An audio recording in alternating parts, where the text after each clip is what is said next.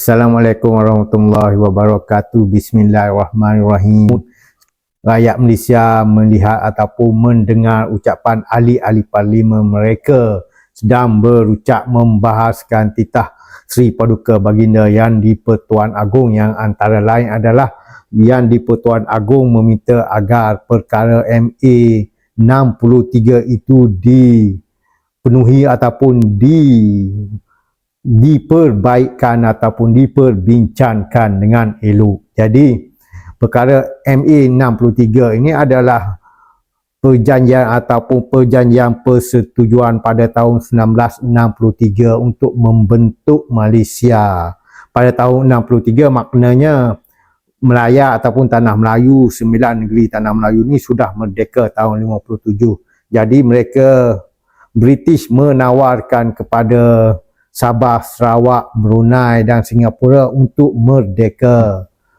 Sekiranya mereka hendak merdeka, jadi nak merdeka lebih awal kena merdeka satu gabungan membentuk satu negara. Jadi pada waktu itu dikarenakan Tanah Melayu ini juga di bawah British, jadi Tanah Melayu ini mungkin dijadikan pelopor untuk membentuk negara Malaysia. Jadi Sabah, Sarawak telah membuat orang kata Suruhanjaya Kobol untuk meninjau penerimaan rakyatnya.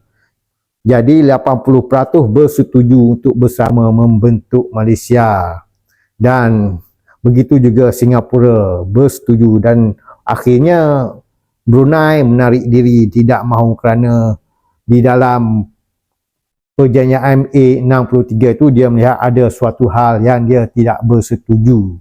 Jadi maka dia tidak merdeka, tidak membentuk Malaysia. Dan Brunei merdeka lewat tahun 1994 baru merdeka. Sabah, Sarawak, Singapura tahun 63 merdeka dalam Malaysia. Tapi yang saya tahu, yang Sabahnya dia mengisytiharkan hari merdekanya adalah sebenarnya 31 Ogos. Yang terjadi demikian kerana ada bantahan daripada negara-negara jiran yang tidak mahu Malaysia dibentuk. Jadi dah ditangguh sampailah 16 September.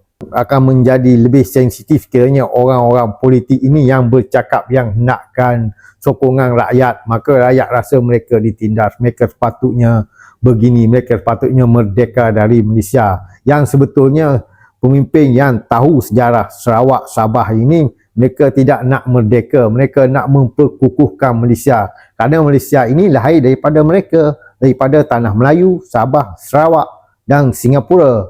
Jadi mereka nak mempertahankan negara kerana Malaysia ini mereka juga yang membinanya. Bukan Tanah Melayu yang bina, dan kebetulan hanya Tanah Melayu ini lebih dulu merdeka, maka lebih dulu maju, itu perlu diakui. Dan jadi pusat negaranya ialah berada di Kuala Lumpur, bukan di Kuching, bukan di Jesselton.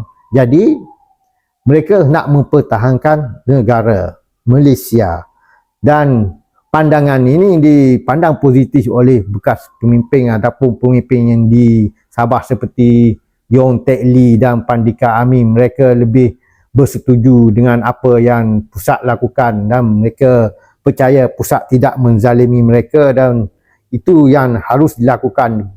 Apa yang upaya diperlakukan oleh pusat mereka sedang lakukan, dan itu tidaklah memperkatakan keadilan ini. Perdana Menteri Malaysia 2 kali, Tun M, meminta rakyat Malaysia kembali menyokongnya kerana terutamanya orang-orang Melayu, kerana katanya sepanjang dia memerintah dia tidak memberi ataupun tidak memberi peluang yang lebih kepada orang-orang pantai timur, khasnya Semenanjung, kerana katanya dia menumpukan pantai barat, kerana pantai barat ini lebih memihak pada kerajaan, sedangkan pantai timur ini adalah PAS.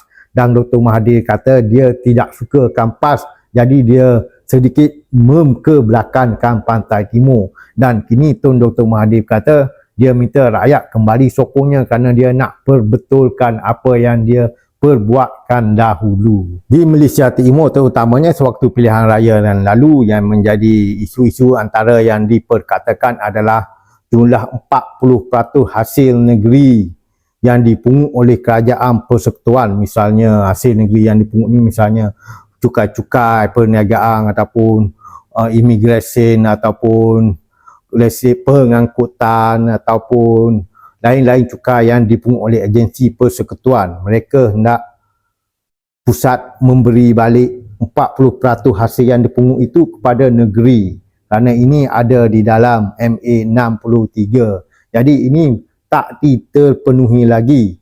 Pada awal-awal penubuhan Malaysia dulu hingga tahun 1965, pembayaran itu diberi secara penuh. Tapi apabila selepas itu ia diberi tidak mengikut peraturan, dan sehingga tahun 2022, ini saya kira tahun zaman Kerajaan Madani kot, tahun 2022 dah mula bayar balik dan jumlahnya makin banyak, tapi masih lagi tidak seperti 40%. Dan ini 40% ini tidak termasuk peruntukan daripada pusat, misalnya untuk pelajaran, untuk kesihatan dan untuk lain-lain pentadbiran. Yang 40% ini adalah hasil yang dipungut oleh kerajaan pusat dan mesti dikembalikan. Itu yang mereka minta. Berkaitan dengan Petronas pula, Kuli saya rasa ini legenda hidup yang boleh bercerita ataupun yang boleh menoktahkan apa pandangan Petronas tentang oil and gas di Sabah Sarawak ini.